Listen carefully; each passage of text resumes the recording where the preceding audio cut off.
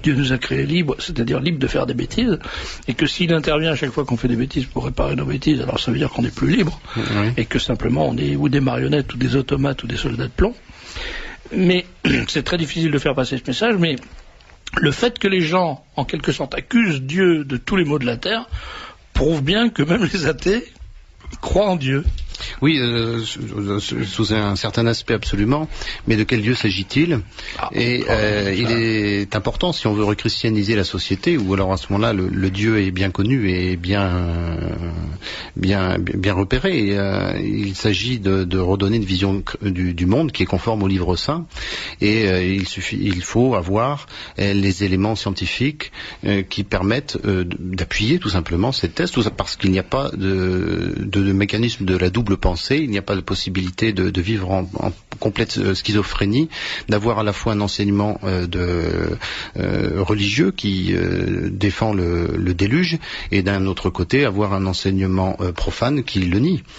Je crois que c'est important de saisir à quel moment cette cassure s'est opérée dans l'esprit occidental en particulier, parce que la science est née en Occident, tout au moins la science moderne est née en Occident, et la grande cassure s'est produite avec Copernic et ensuite avec Galilée au début du XVIIe siècle. On a proposé aux chrétiens un système héliocentrique qui substituait au système géocentrique. C'est-à-dire qu'on est passé d'un système où la Terre était au centre de l'univers et le Soleil était au centre de l'univers.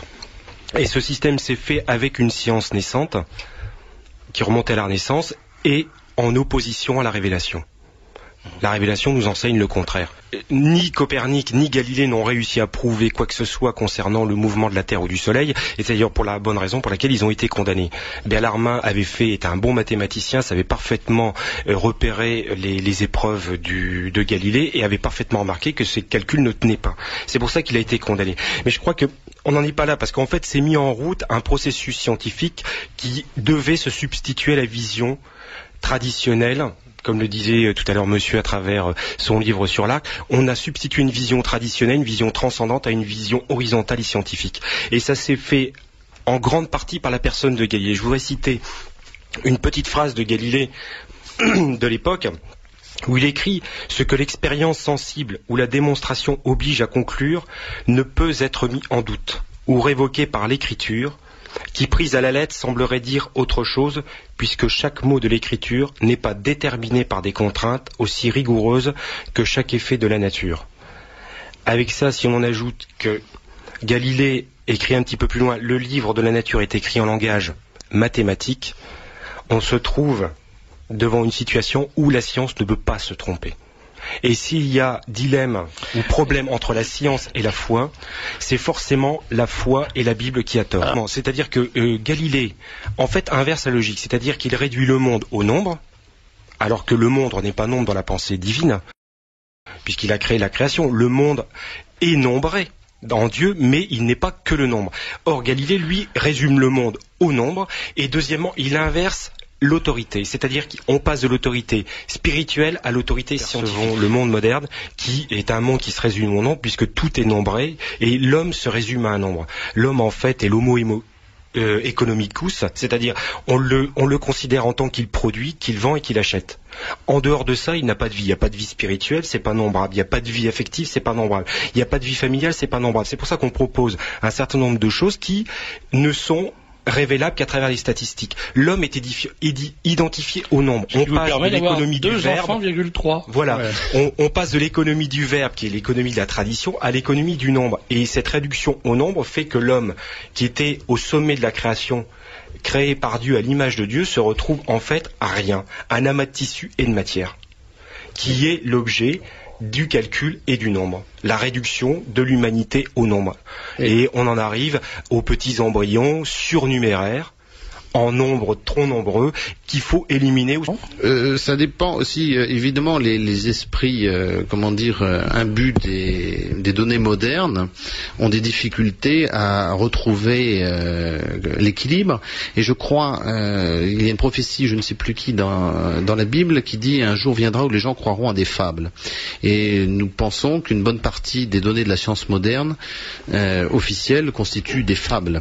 Et il est clair que lorsque l'on redonne une vérité qui était partagée par les pères de l'Église, cela fait très, très drôle, ça fait bizarre, effectivement. Pour bien comprendre, je dirais, le système poétique de la science, parce que tout le monde est convaincu qu'en fait la science ne dit que le vrai. Mais il suffit d'aller voir une conférence internationale sur le Big Bang, et puis voir l'assemblée de prix Nobel et de scientifiques payés par vos impôts, qui vous parlent du Big Bang, et on arrive à remonter à 10 puissance moins 37 secondes, c'est-à-dire une seconde divisée par 10 avec 37 zéros par derrière. Et on nous explique ce qui s'est passé à cet moment infime. Et là, tout le monde, on est en plein délire. C'est l'activité poétique à l'état pur. C'est ce qu'expliquait Marcel Decorte dans l'avenir dans l'intelligence en péril de mort. C'est une activité purement poétique. Elle n'a plus aucun lien. L'intelligence en péril de mort.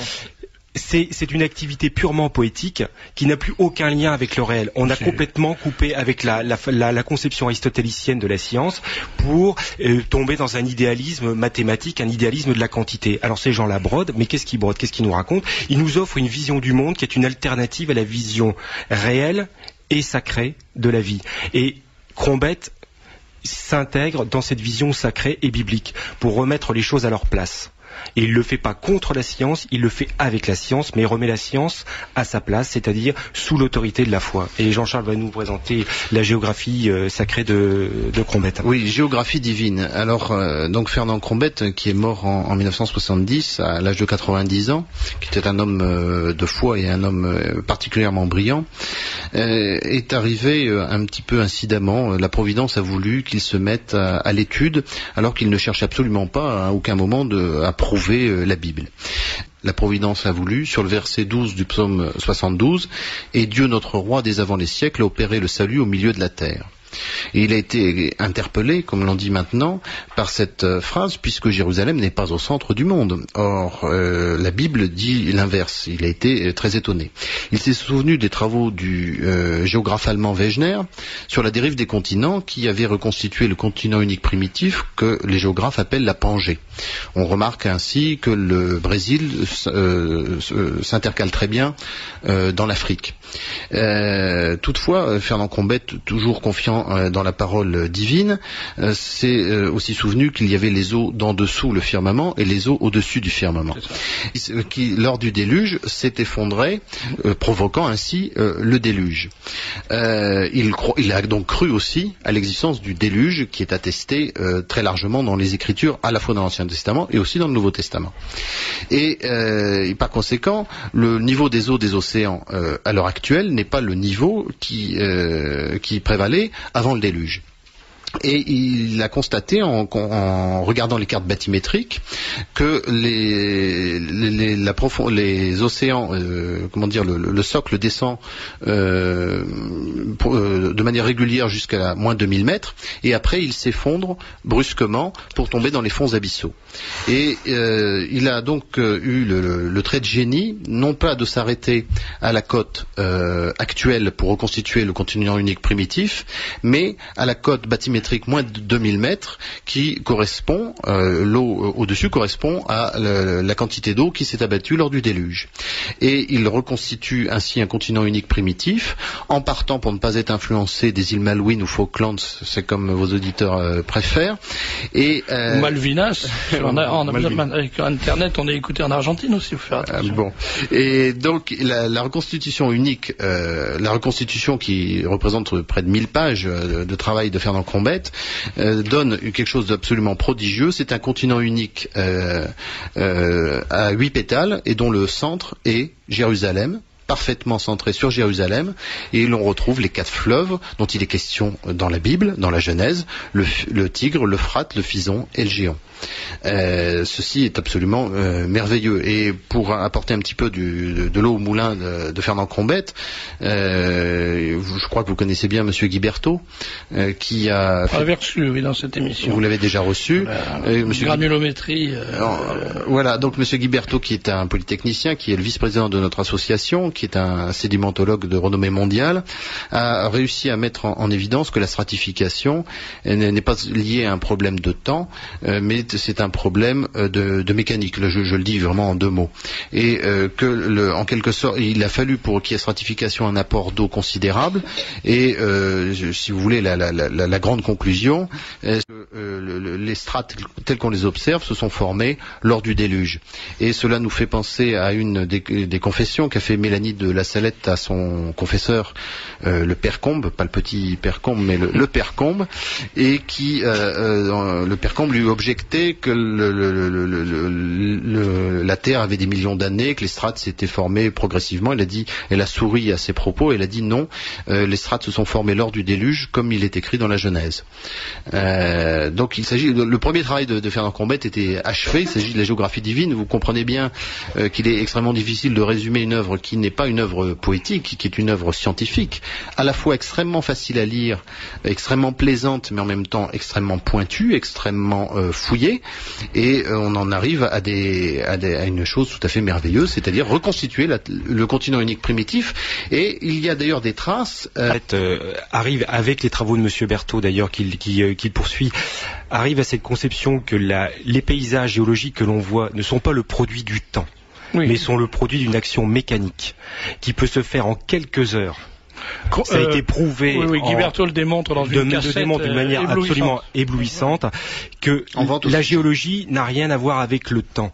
Et la base même de la théorie de l'évolution, c'est l'allongement de la durée.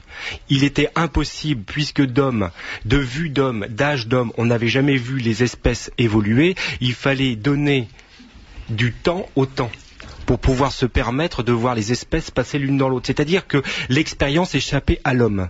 On tombait dans l'activité poétique. Or, les travaux de M. Berthaud, les travaux de M. Crombette mettent un terme à ces propos. Exactement.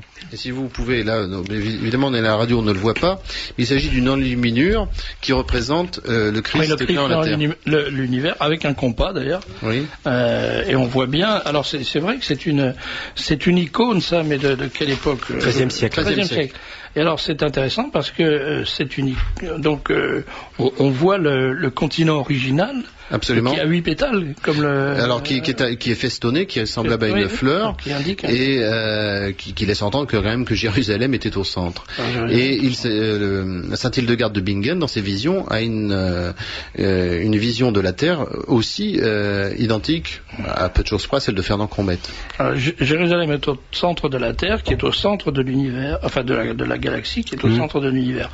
Et là, on a une vision christocentrique, absolument. Vous comprenez que le monde n'est plus le même.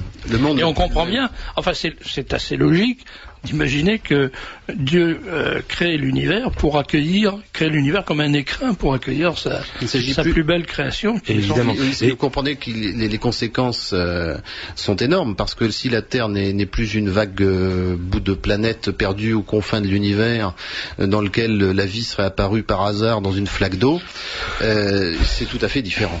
Oui, et les conséquences, ça change quand même pas mal de choses. Et les conséquences sont tout à fait différentes. Alors ça, c'est une des œuvres de Crombette. Il y a 16 000 pages, là il y en a que 1000 à peine. Un autre travail, là, je ne le reprends pas forcément dans l'ordre, ça a été de s'intéresser à Galilée. D'où le titre de l'ouvrage, Galilée, avait-il tort ou raison? Une des idées partagées par tous nos contemporains, c'est que Galilée a prouvé que la Terre était au centre et tournait autour du Soleil. Or, comme l'a dit M. Dilly tout à l'heure, la Terre, Galilée était incapable d'apporter le moindre commencement de preuve à ce qu'il avançait, ainsi que Copernic. C'est d'ailleurs ce que remarque Arthur Koestler, qu'on ne peut pas soupçonner d'être un fondamentaliste catholique, qui, dans les Somnambules... Alors, c'est nouveau. qui dans les somnambules avait bien démonté le mythe copernique. Et il a repris toute une somme de travaux, dont les expériences de Michelson et Morley, les 2 premiers prix Nobel de physique américains, ainsi que les expériences de Michelson et Gale. On va rentrer dans les détails, mais en fait le sujet est loin d'être terminé, et il n'y a pas de preuve formelle de la rotation, aussi curieux que ça puisse paraître. Mais enfin, si quelqu'un est capable de les apporter, nous les étudions, mais je crois qu'il y a suffisamment de personnes chez nous qualifiées, dont un docteur en astronomie, et il n'y a pas de preuve formelle de la rotation de la Terre autour du Soleil.